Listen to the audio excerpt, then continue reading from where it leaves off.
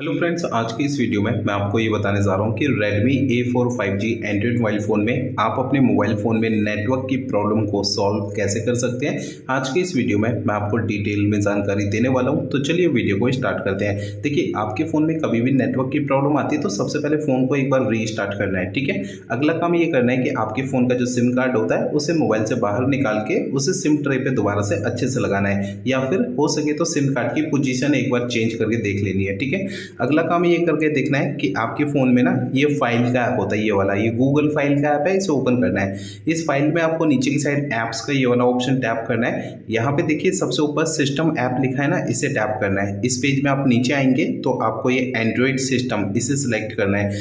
यहाँ पर अब आपको नीचे स्टोरेज का ये ऑप्शन टैप करना है। यहाँ पर आपको नीचे क्लियर कैच का ये ऑप्शन टैप करना है। ये पेज आएगा, इसे ओके करना है तो ये कैच के सामने डेटा 0 हो जाता है, ठीक है।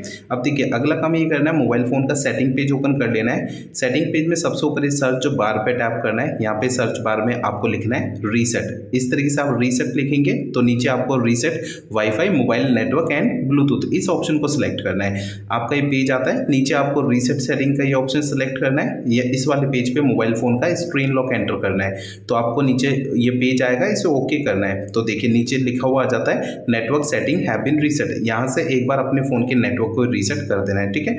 तो मेरे बताए हुए इन सभी तरीकों को यूज़ करेंगे तो इससे आपके फ़ोन में नेटवर्क की प्रॉब्लम सॉल्व हो जाएगी, ठीक है।